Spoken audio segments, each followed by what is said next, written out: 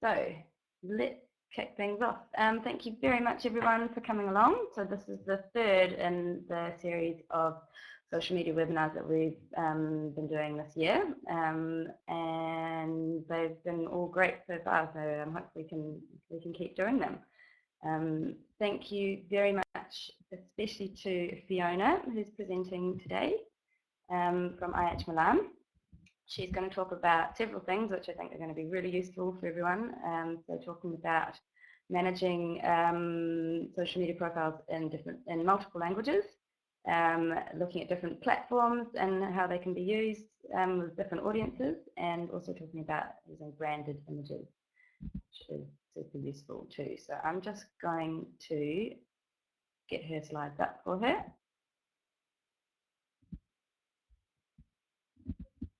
Give us 1 second. Should be loading. Fiona, can you see them okay? Yeah, I can see everything. Fine. Okay. Yeah, and you've got your arrows going. So I'm going to pass over to you afterwards. After Fiona, I'll say a couple of words myself on a few bits and pieces, some upcoming campaigns, and just a few things about analysis and using Facebook and stuff. But we'll come to that later on. And I will hand over to Fiona. Thank you very much. Take it away. Okay. Hi, everybody. So my name is Fiona, and I'm speaking to you here from Milan. And I'm here to speak to you about a little bit of social media and also met with me social media issues stuff like that.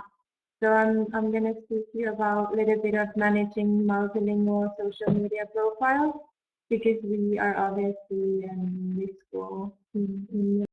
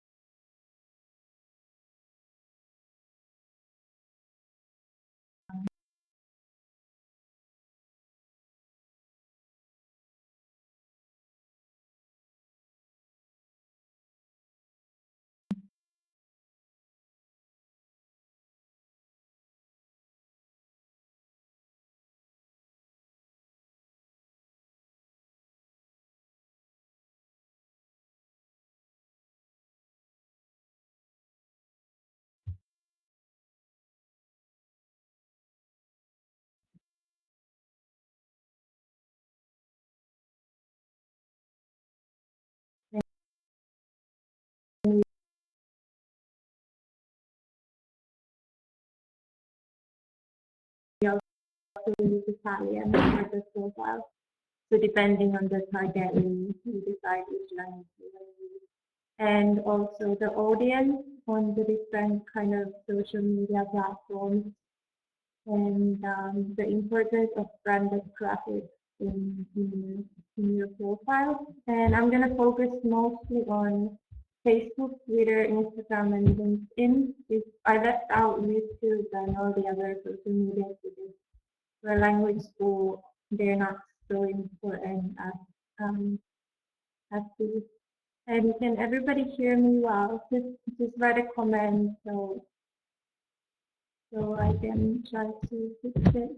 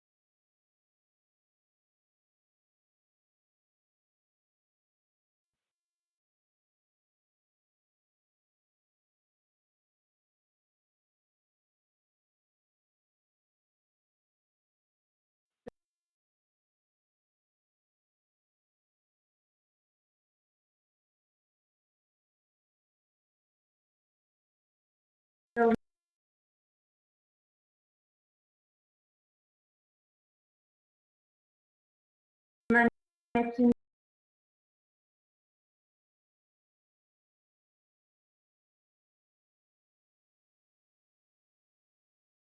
the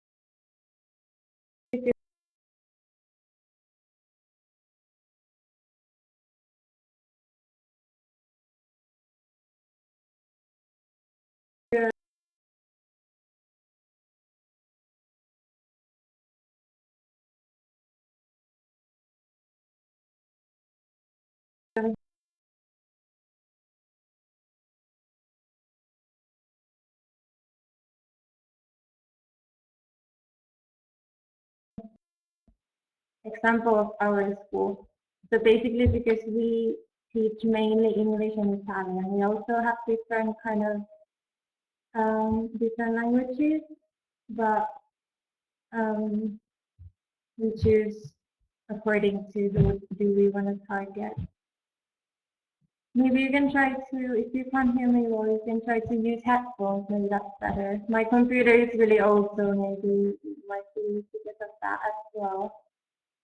And yeah, managing the profiles, because then one of the main reasons is also because we are in English school in Italy, and that's kind of the catchphrase we use on the social media, and we kind of want to retain this kind of image of being British school in Italy, and that also is good for the publicity. And it depends on who do we want to contact,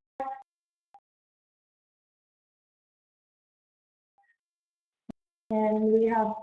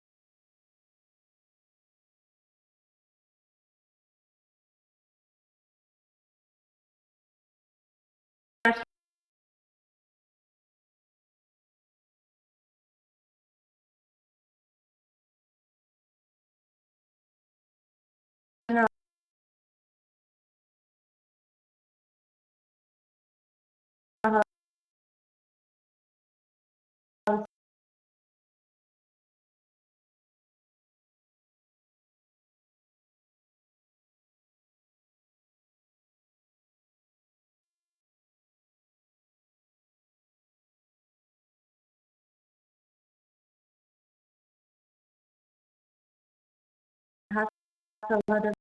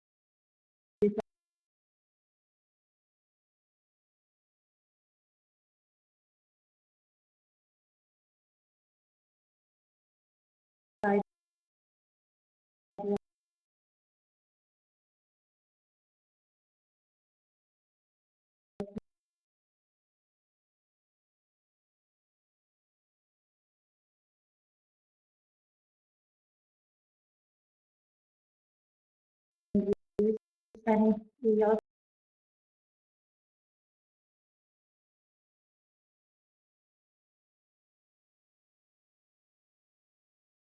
have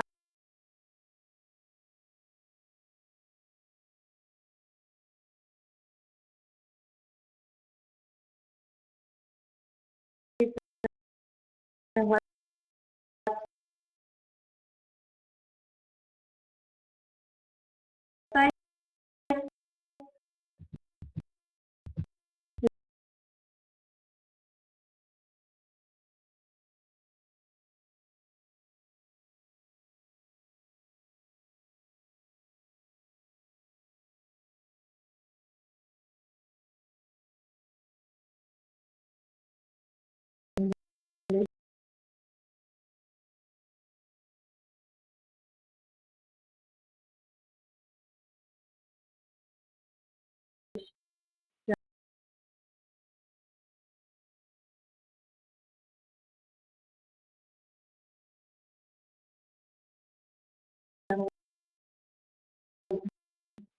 The other one is in Italian and the other one is in English. And on the IHWO.com, we have a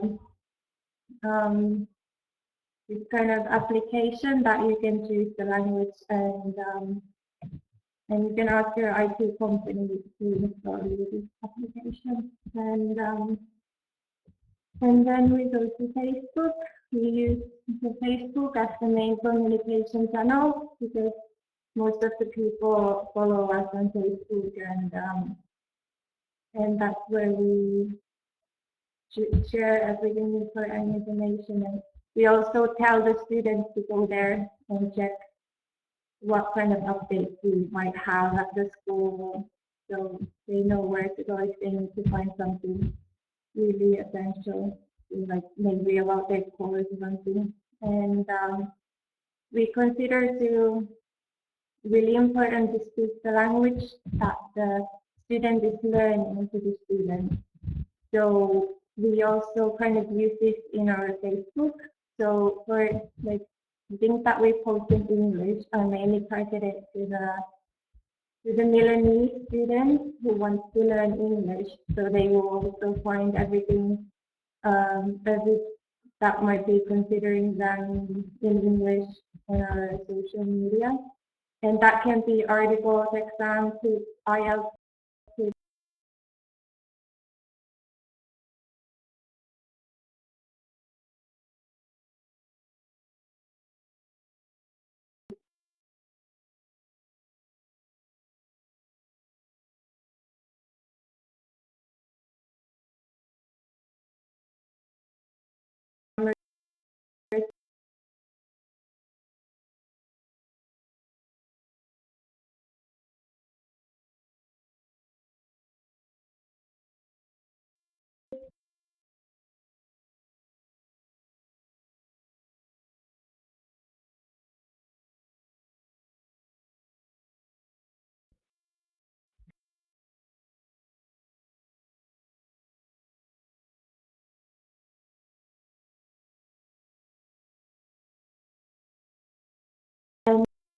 and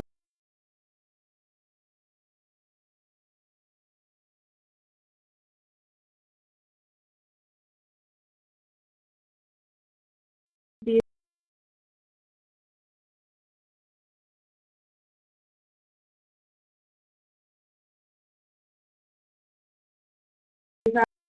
are always the target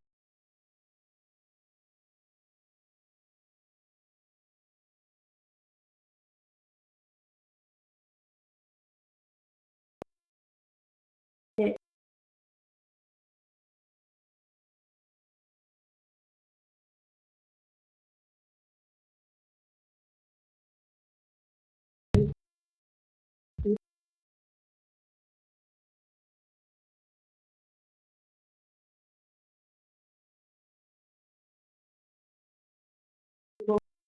who want to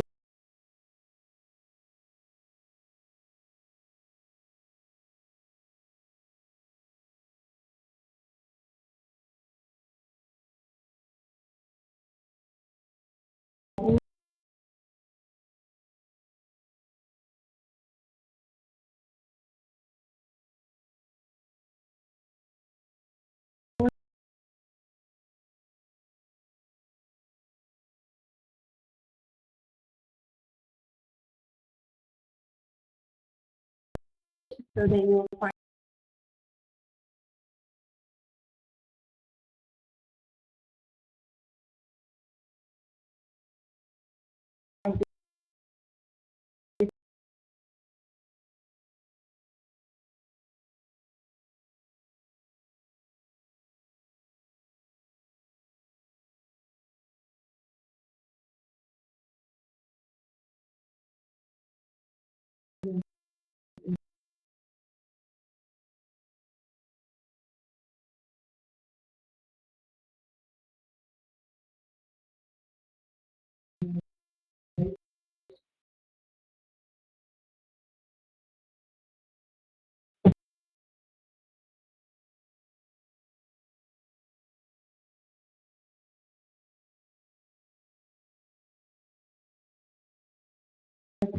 materials, the motion.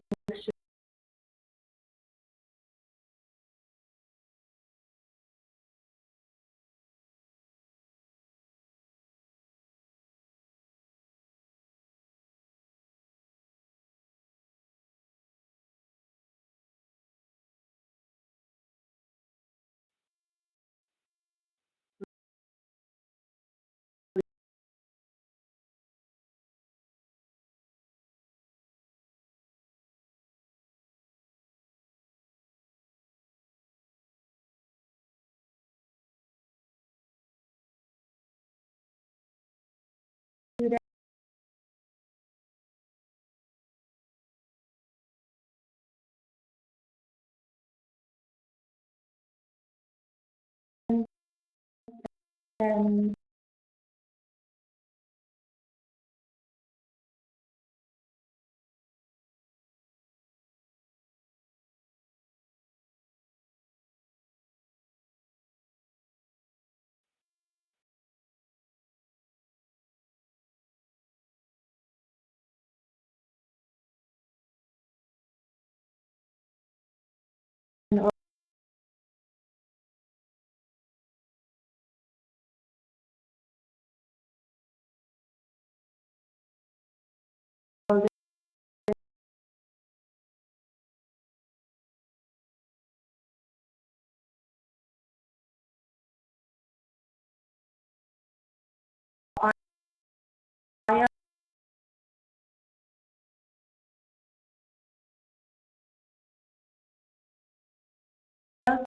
we also post in English because well, obviously they want to learn English. And sometimes I do it only to attract attention. So if you're an Italian person and you go to Facebook, maybe everything that you see on your timeline is in Italian. So something that's in English might attract more attention than something in Italian. And also something that I like to post in English is the business courses for maybe bigger companies or corporate.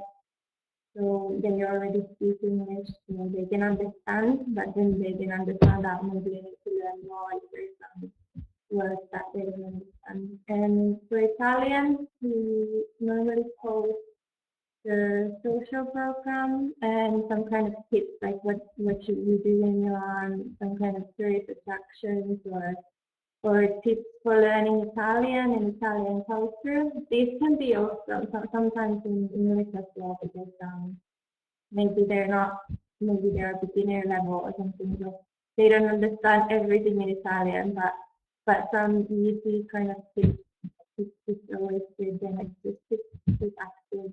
And the social program is a weekly thing that I like to post on social media, and the students like that. And also the photos of the social program. That's maybe the main way how we get more likes on our Facebook.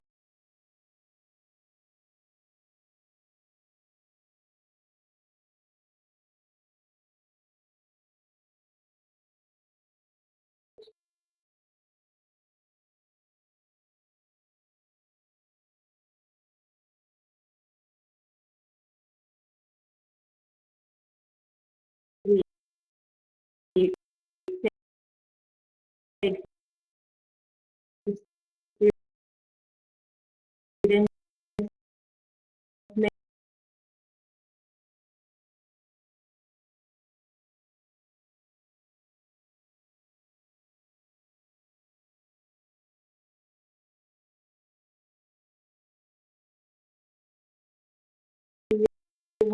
or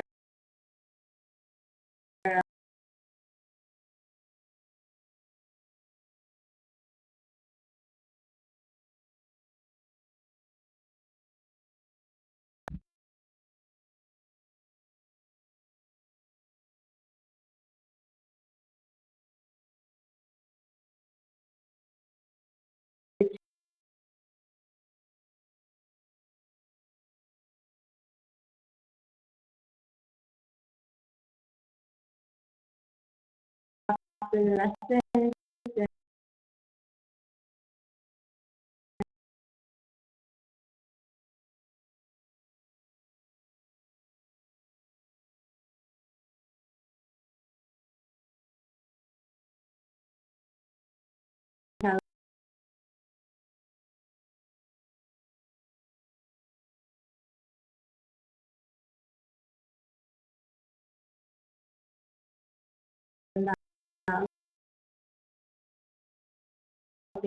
using Go.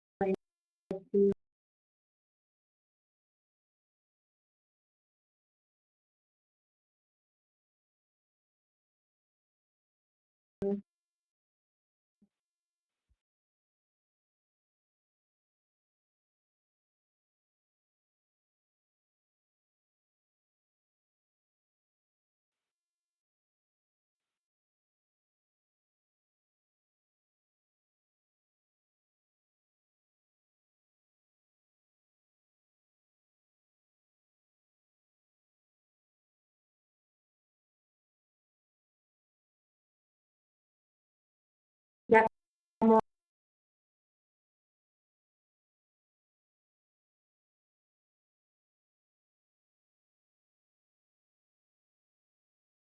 like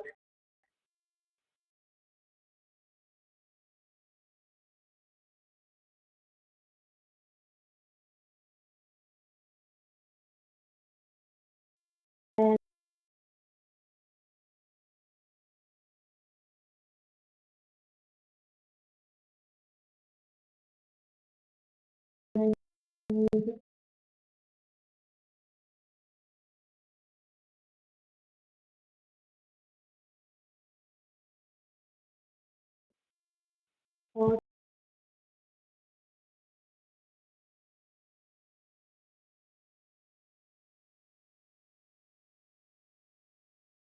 like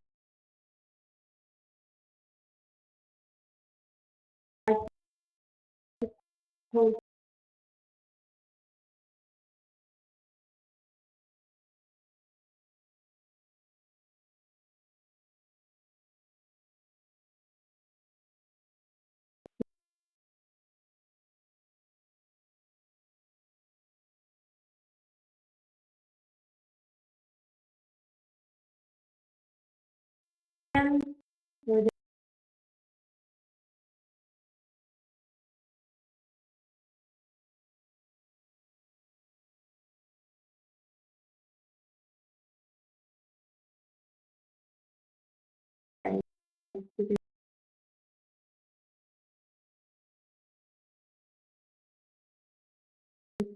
some of them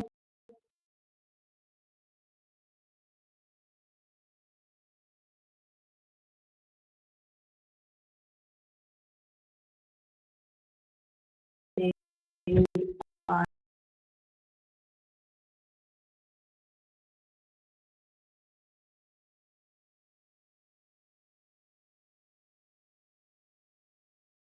and they don't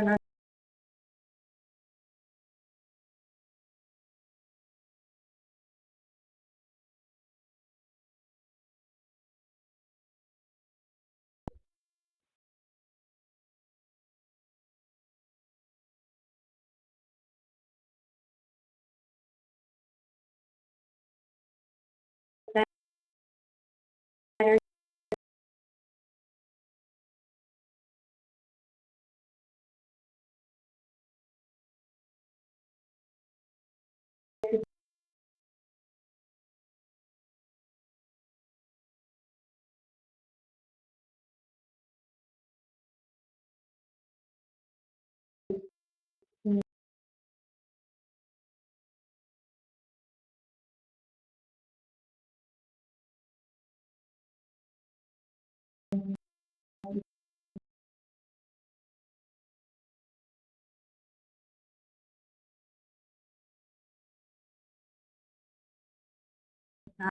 Italian.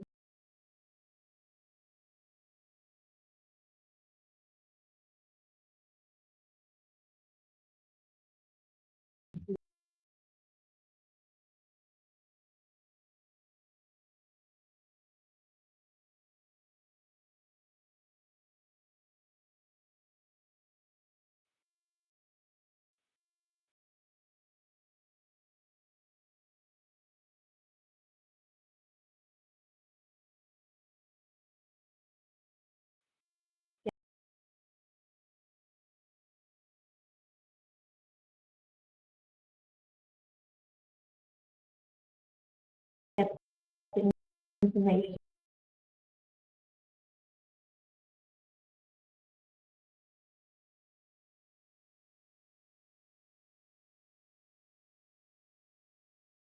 When it's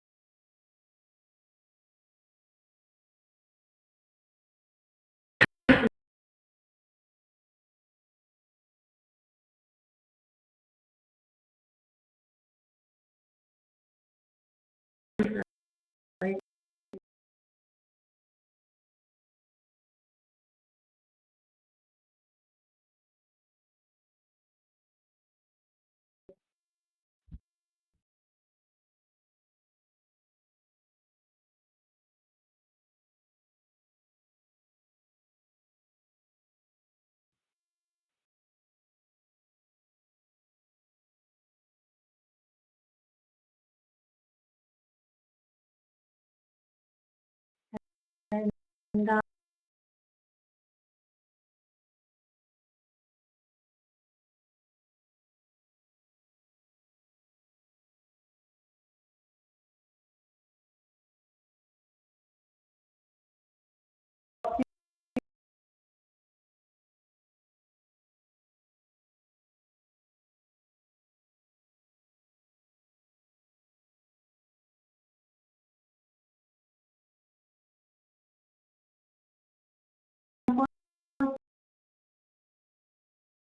yes,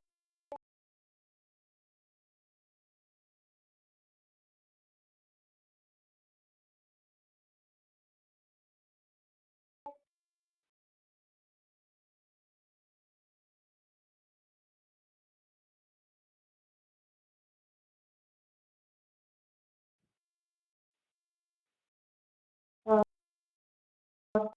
what kind of food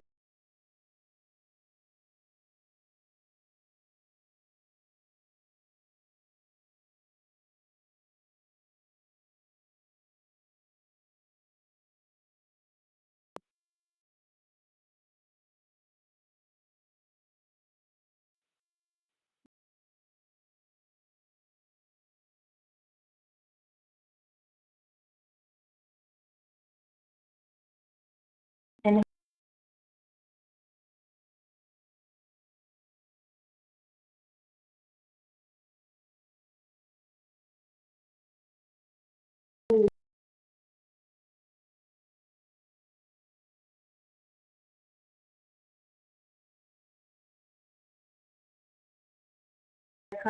kind of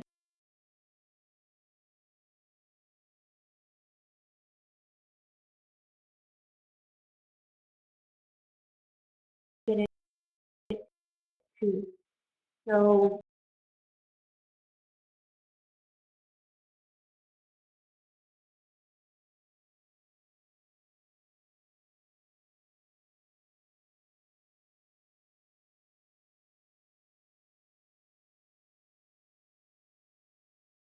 kind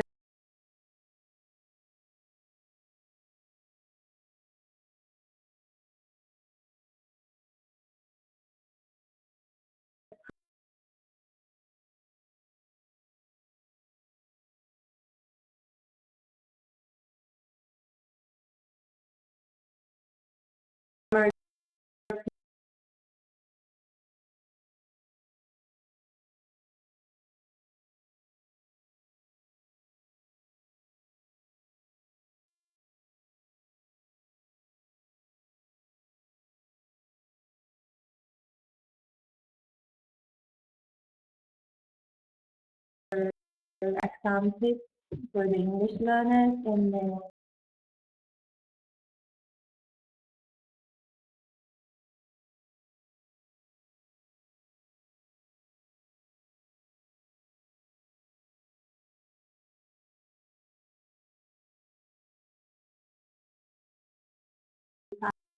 Italian.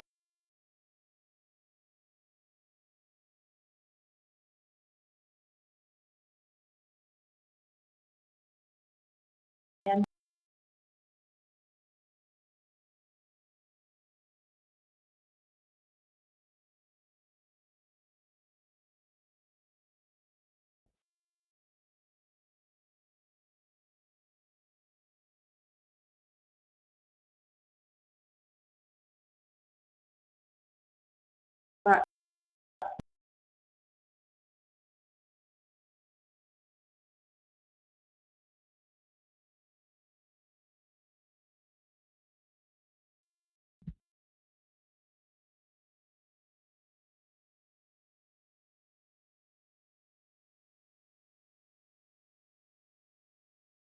I post them in English because they need to learn English.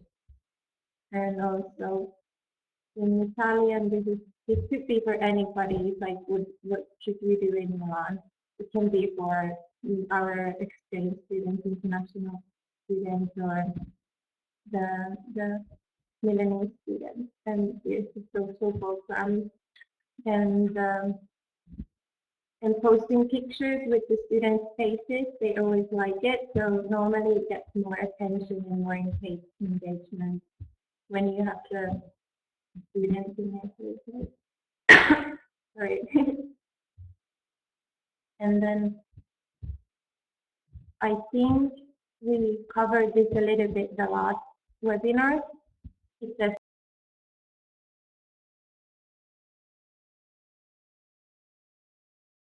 somebody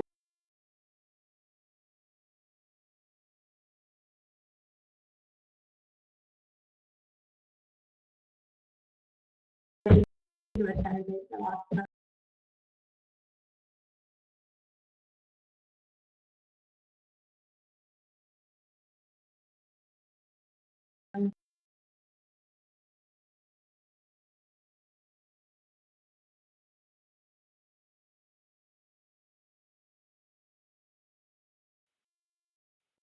So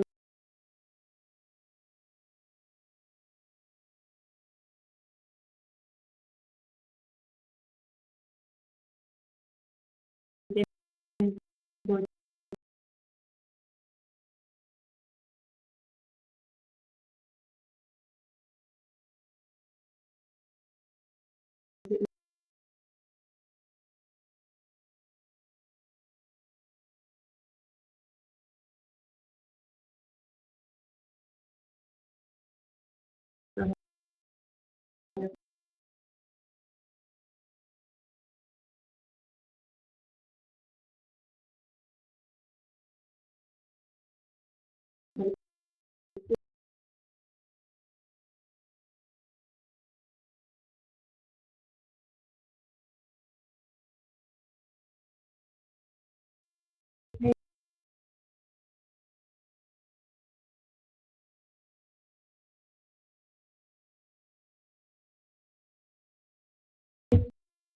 and then click people. You can actually see a lot of information of your fans and people who like you and who like your post. So here, for example, you can see that our fans are mostly in Italy. So they are people who live here or are here studying. So that's also also a good way to sort of think about which language should you use. And if you go a bit further, you can sorry, you can find also the information of which language your fans are using with their Facebook. So in this case, I can see that we have about 50% of Italian speakers and English speakers. So I didn't really choose which language I want to use because I think everybody will understand anyway.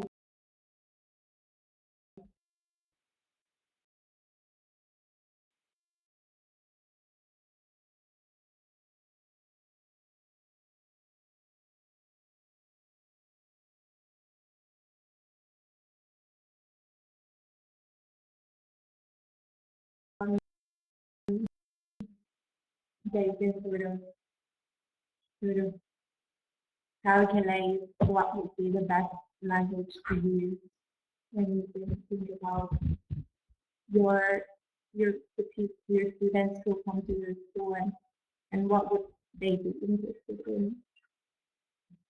Sorry, I have this cough. It's really cold here in Milan, so everybody's a bit sick. Okay, and then I go to Twitter.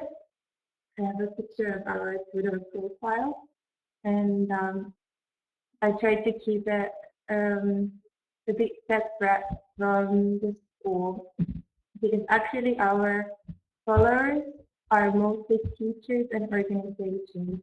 Normally, they're not our students. I haven't seen anybody in Twitter who would be our students. And well, the content in Twitter is mostly in English. Like, there's not a lot of things in Italian, for example. Like, I wouldn't go and post in Italian because I don't think it would get a lot of success. And most of the postings are like professional in English speaking or language speaking, and you can use the hashtag to kind of get more engagement and create conversations and like take part of these like kind of small communities that they already have there in Twitter. If you I've been using a lot of the education technology hashtag because it always gets a lot of likes or retweets or people like talking about the subject after the posting. Then I was surprised how much material there is for teaching. And there's a lot of communities and groups that are just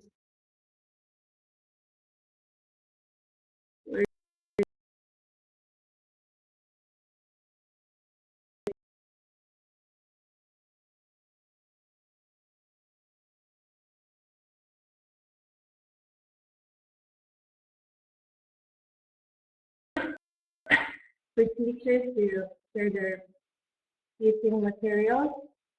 And yeah, you can use the hashtag to reach these people and to this way to kind of get more like publicity that you don't have it to pay for. So it might be worth of trying to see what kind of engagement you get. And then I would like to see a little bit of Instagram. And well, Instagram is not so important if you think about your language school. Why would you use Instagram? But the thing is, like, it's good for this kind of passive marketing services because you don't have to be there every day posting stuff and like sharing and blah blah blah. You can just post your pictures, create your hashtag. So if somebody's interested one day to see what kind of school you have or something, they might use the hashtag IH, I don't know, Barcelona or IHWO or something, and then they find these pictures that you have tagged. So if you have to do it once and it stays there, and of course it's good to update and put more pictures all the time. And but for this kind of passive marketing, it's really good and useful, and I think we should all create the Instagram account just to see maybe somebody's interested and maybe I will contact you for there.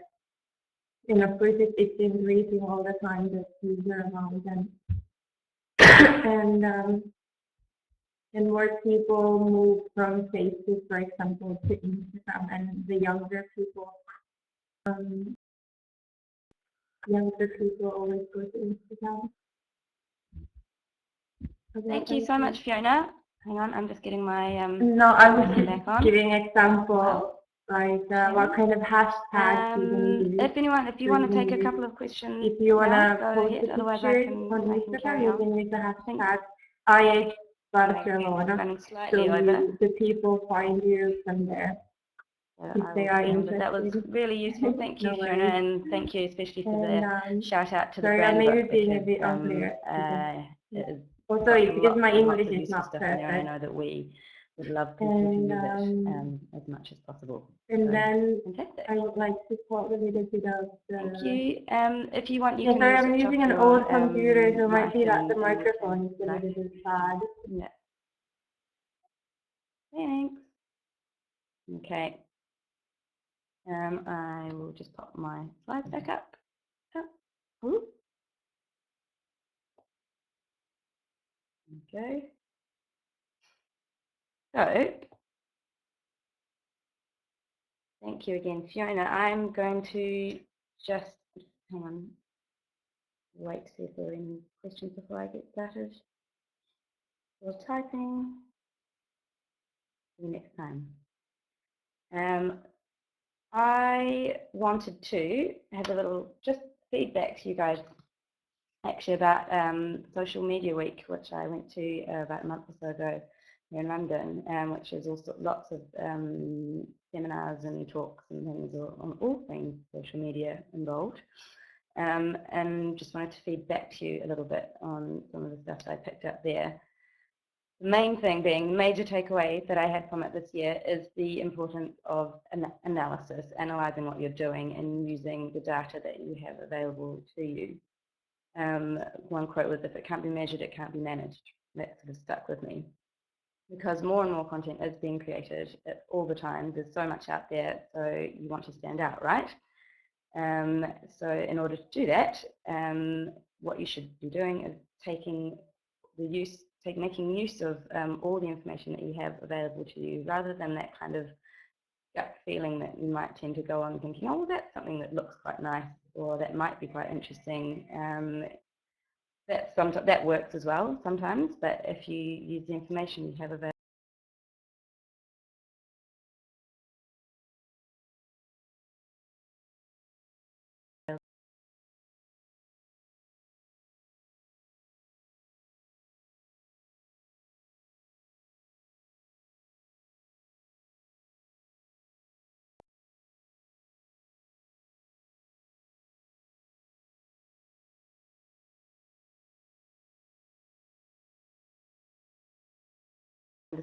understand your audience,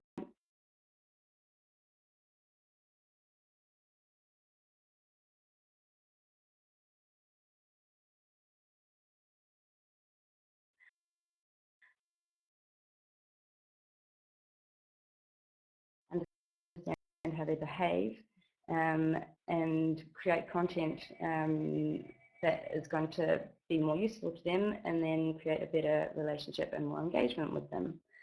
It actually picks up on what Fiona was saying earlier about knowing which language to post in, knowing where your audience is coming from. I just wanted to actually, while we're talking about this, do a quick show of hands, a quick poll. I think I'll pop that up there. I'm interested to know, actually, if people, oh, is that showing up? Are you guys currently doing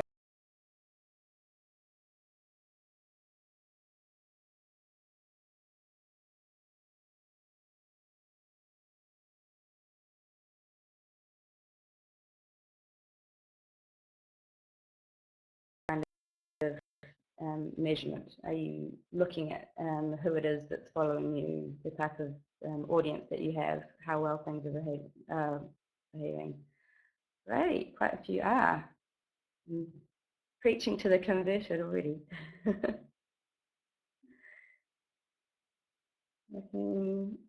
Okay, cool. That's good to know. That's really good. And keep it up, I would say. 32 people aren't seen.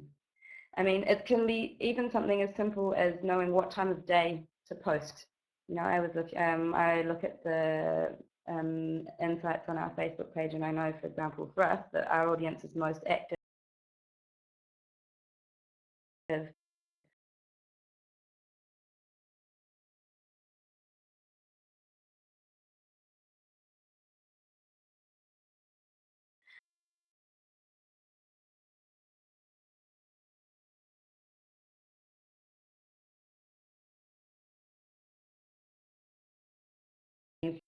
for an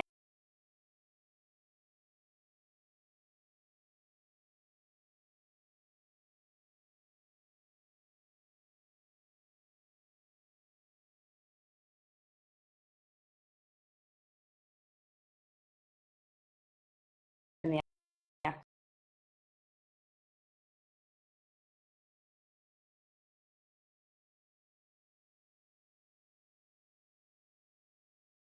afternoon, it's going to be a much more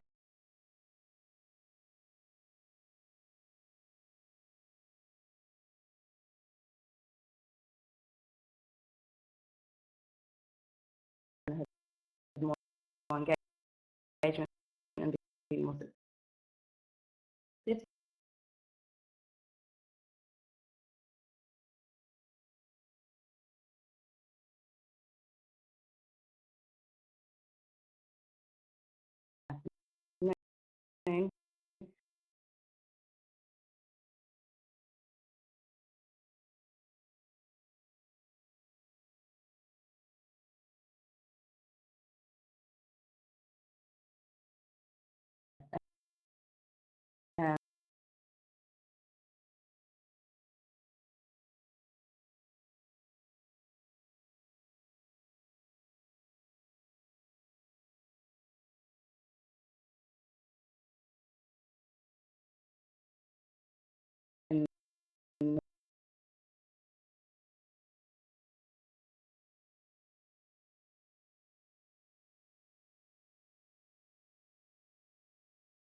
And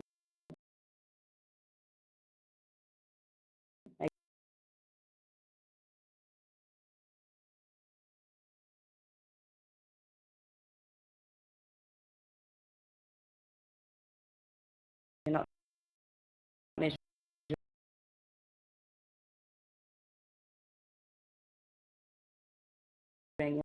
flying blind. I tend to agree. Cool.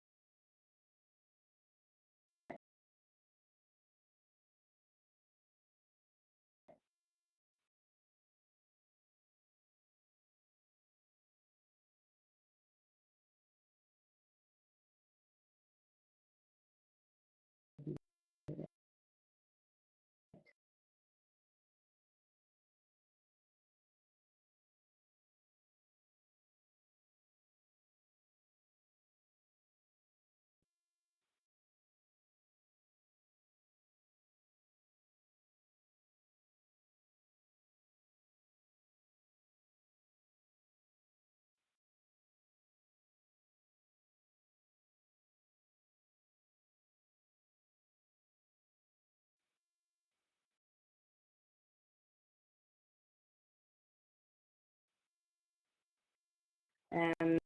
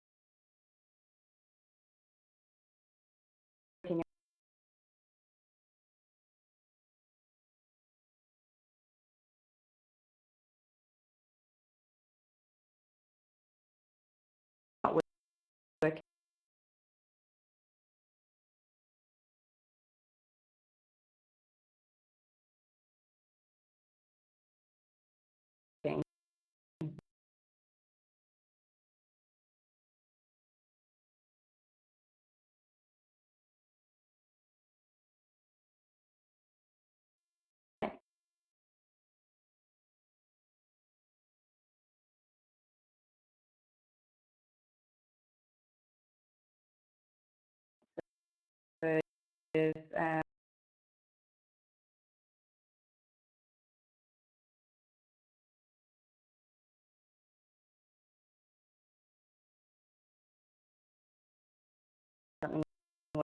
works well, you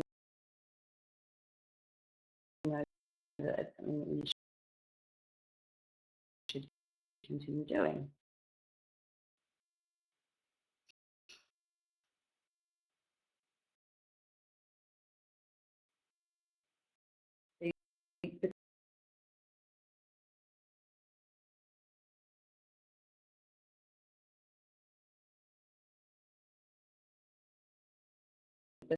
This content that's so beautiful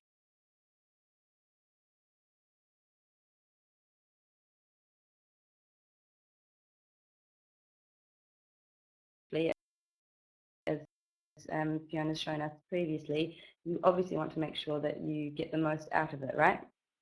So how can you do that? There's lots of different options. A good place to start, which Fiona mentioned earlier, was Facebook Insights. That gives you such a good, pretty good comprehensive analysis of what's going on your Facebook page, obviously specific to Facebook, and it's free, so that's a great place to start. That gives you an analysis of both your audience and the posts themselves. Google Analytics also provides something that I use quite a lot, gives quite a lot of good information, more in terms of how your social media pages are feeding through into your website, how they're channeling things, whether they're successfully channeling your audience through onto your website, which should hold all the information that you have about your courses and getting people signed up. So although it can be quite an overwhelming sort of platform, Google Analytics is not the easiest to get your head around. The key with it is to know what you're looking for. Choosing one piece of data. So in this case, the channel results, the referrals, for example, from the sessions on social media. Choose that. Know what you're looking for, and you can focus on that and get some really good, key, in-depth information. If you're using some platforms for paid campaigns, so Twitter ads or Google Keywords, for example, you get lots of data from them as well. You get lots and lots of interesting stuff about how your posts are performing, who's clicking on them, when. So mine that information. It's there. You've paid for the campaign. You want to make sure it performs well, so use it. You can use lots of third-party tools as well. I've experimented with a few myself. Agorapulse was one. The paid version of Hootsuite I've had to play around with. Another one, Systemos, I haven't used myself, but I have heard good things. There are lots of these out there with free and not free versions of them. I'd say in terms of all of these different options, you have to decide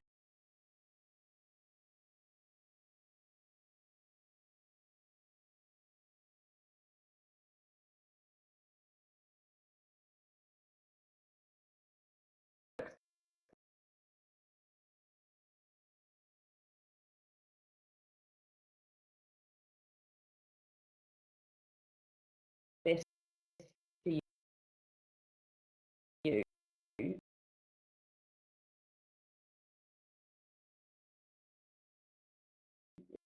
You know, you've got different levels of activity, different amount of time that you can spend on it, different budgets.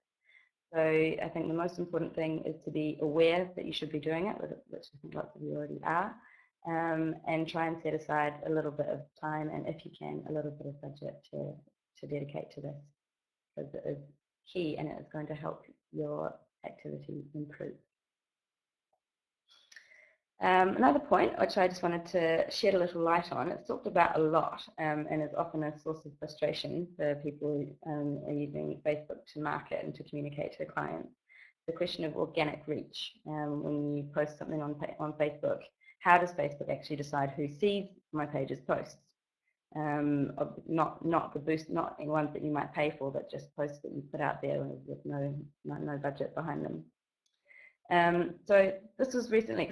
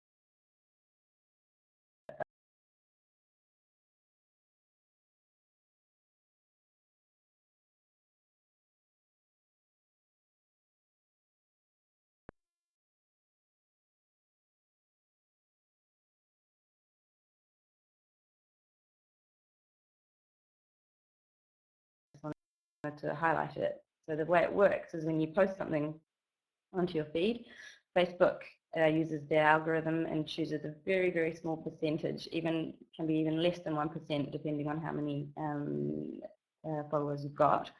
And they do a little test run, basically. They see how many people react to it, how they engage with it. If it performs well, if people are reacting well to it and liking and sharing and commenting things, it gets opened up to a larger selection.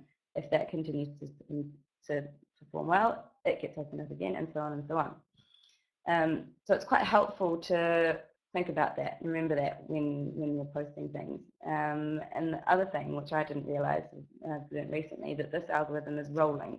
It takes the past performance of your posts into account. So if you've had several posts recently which haven't performed so well, it is likely to take that into account. Even if you have a fantastic one, it might not spread it so widely as it might deserve. So just the key point here to take home and to encourage you to remember is that if you are posting genuinely useful and engaging and entertaining content to your feed, it will get a better reach. If you're posting something which is perhaps boring or too salesy or not relevant to your followers, it's going to have a poor reach. It sounds, when you say it like that, it sounds quite obvious, but it is helpful to take that into consideration. And you have to remember that Facebook is doing this. I'm not on I'm sounding like I'm very, very pro wonderful Facebook algorithm, not necessarily, but they are doing this at the end of the day to protect the end user of the site, which is the audience. Imagine if they posted out every single piece of content that every single brand put onto their feeds. People just would not see anything anymore. They'd be overloaded with everything. They wouldn't get any decent engagement with anyone. So at the end of the day, Facebook knows that they've got a valuable audience, and they're trying to protect them and give them a good quality experience of content on their site. It's helpful, I think, to experiment a little bit with the boosted posts as well, if you do have some budget to play with. I think that a combination of the two, if you have the chance to combine some paid posts with your just organic reach, and that would be ideal. With all this in mind, so I wanted to just share a couple of tools that I've discovered recently that can help you create this wonderful, engaging, inspiring content that will help your pages perform well. I don't know if anyone's heard of BuzzSumo. It's quite a big one. It's getting more and more popular here in the UK, as far as I can see. It's a way of searching for popular content across social media on a specific subject. So this is a great way to give you inspiration and ideas for posts of different articles and content that you can share across your different feeds. Obviously, this is existing articles. And so you could search for something like learn a language, and it brings up a whole bunch of different content that's been shared recently. You can see which is the most popular. So you can see what's already, yes, I will be sharing the presentation at the end, Marco, no problem. It's a great way to see what's already performing well out there. So if chances are, if something's been shared a lot already, if you